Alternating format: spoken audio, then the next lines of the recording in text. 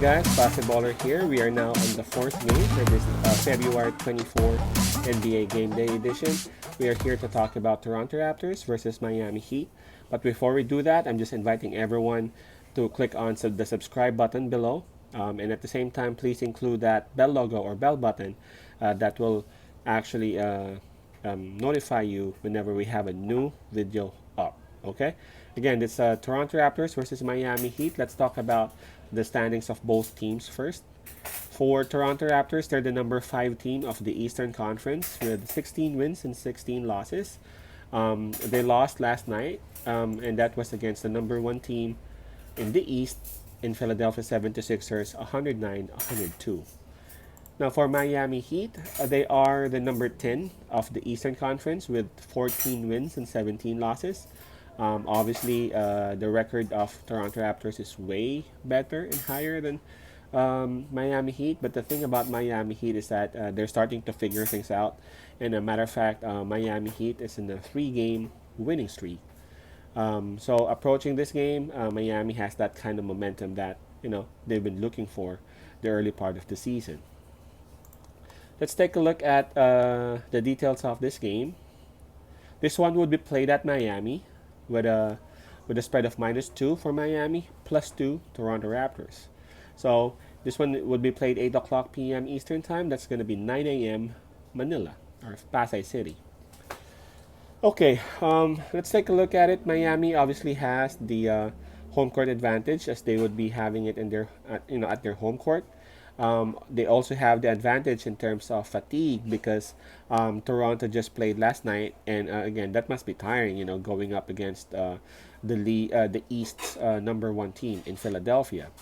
So let's take a look at the injury list for Miami Heat. They still have a lot. Silva is questionable for this game, along with the Goran Dragic.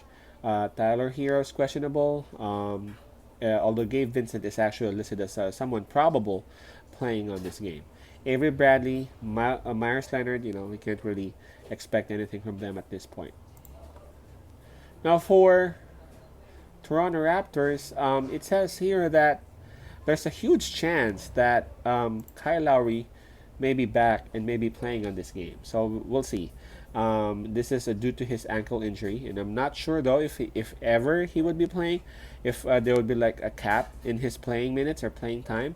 So we'll see about that. But for Toronto Raptors, honestly, they've had a significant amount of success, even though Kyle Lowry was out because of Van Vliet and and because of Powell, scoring and defending relatively better than his usual. So it's nice to see that person step up, and Van Vliet, being a sharpshooter that he is, they were able to lead the team into where they're at right now, as compared to how they were at the start of this season.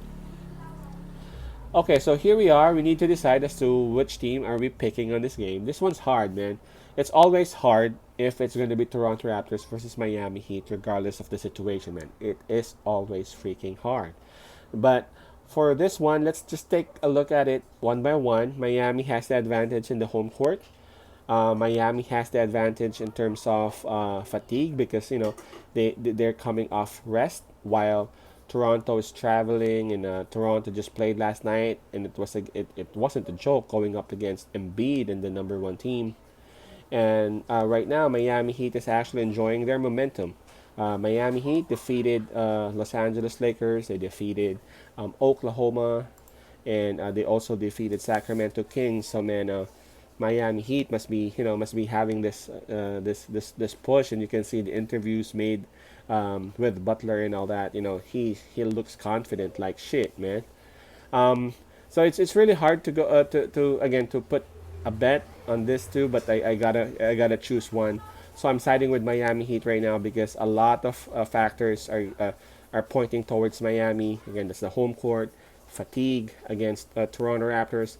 The momentum is with Miami, and Adebayo and Butler. They're looking sharp, and Iguodala doesn't look like he's aging at all. He doesn't score a lot, but his presence and defense and leadership is always felt by this team.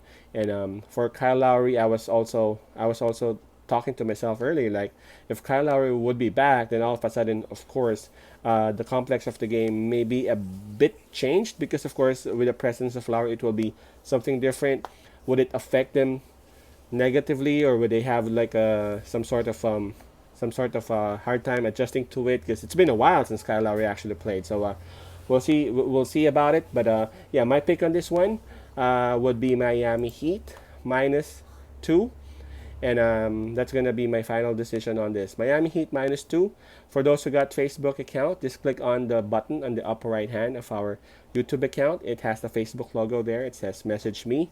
Just click on that. It'll bring you automatically to our Facebook page, Basketballer. Just follow and like that page, and then you can start viewing all of our old videos, and you can also start sending us messages or questions via our messenger account. Just stick around there. You know, we'll be discussing the remaining games for this game day. Peace out. Pass and love. God bless.